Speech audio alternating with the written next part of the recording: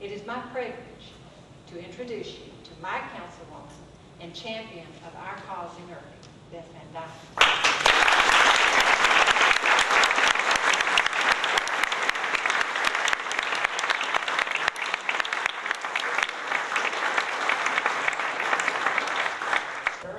There's two topics right now in D.C. Two, Iraq and immigration. It is not simply Farmers Branch that's talking about it. It's not Dallas, it's not Irving.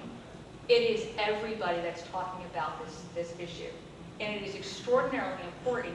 And we can sit here, what I have found is that you either have people who don't want to mess with it because you're going to get your hate mail. You're going to get your hateful phone calls. You're going to get your snide comments made. And their reasoning has always been consistent. It's a federal issue. It's a federal issue.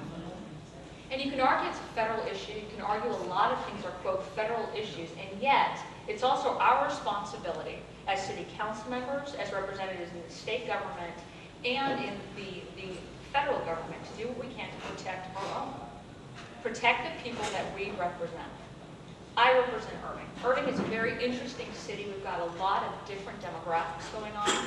In the southern part of the city, it's the older part of the city, over 65% are Hispanic.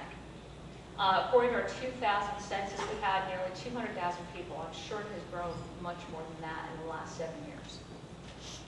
We also have the distinct honor of being the #1 city in the Metroplex of apartments. We have complaints all the time that we've got too many people living in single-family homes, that we have too many cars on the streets. We had an elementary school that opened up a little over 3 years ago.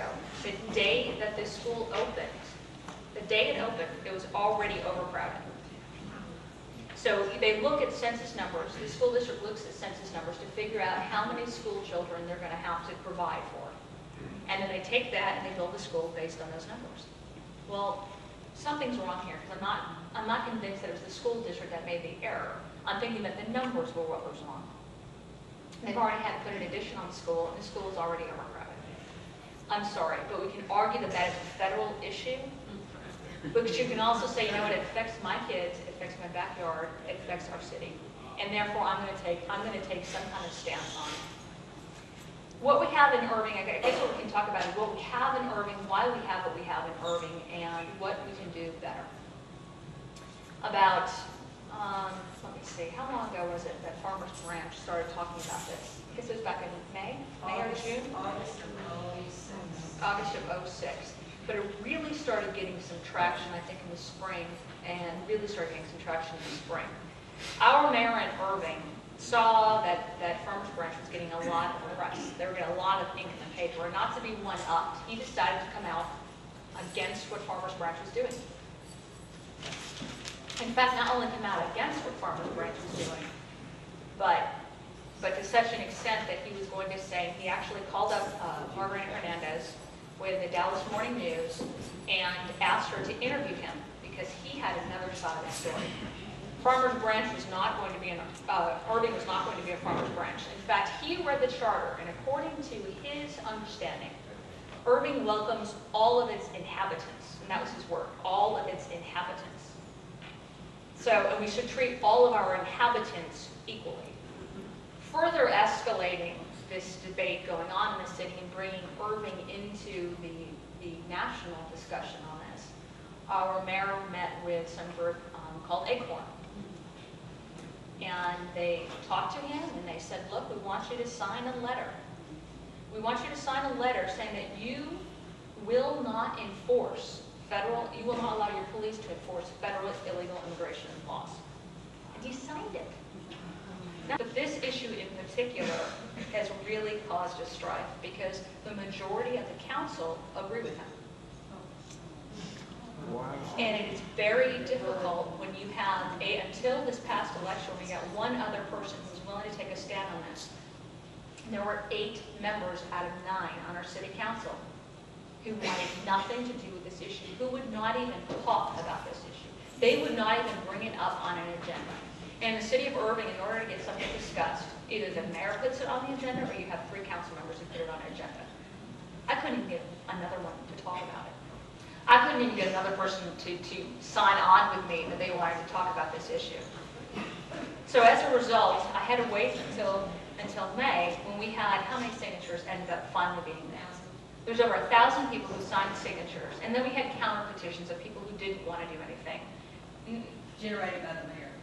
Generated by the mayor, Yes. people who did not want to do anything. As a result of this, there was a sweeping message coming into City Hall. We want to reject the sanctuary city status that the mayor has established, and we want to say that we are enforcing law, period. As a result,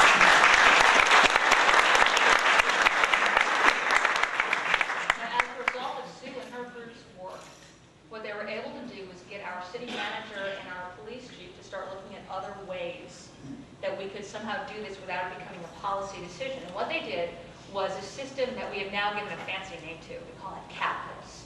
It's a criminal alien program. And all it is a program. It's not really a program. It's a policy that the federal government has had for years that every city has access to. If we get somebody who is arrested for a criminal activity, brought into our jail, and they cannot give us documentation that they are a U.S. citizen, we pick up the phone, we dial in the ICE office, and we say, can you come over and have an interview and see if this person is legal or illegal? That is the program that our mayor has been going around to city after city, and even at the federal government level, and saying this is our fantastic urban CAP program. Wow. That is what it is. Our police officers are doing nothing proactive. Our city is doing nothing more than they're dialing into the ICE office, having ICE agents come out and handle the problem, which Dallas actually has ICE agents in its jail. It's a county jail, but Dallas actually does that. Farmers Branch does it. Carrollton does it. It is not a unique new program, but we're taking credit for it. The reason why we're taking credit for it is because we've got things like this letter and articles that have gone out that we now have to backtrack. Because after we had an election in May, there was a city council member who was an incumbent who supported that position of the mayor's, and he got kicked out of office.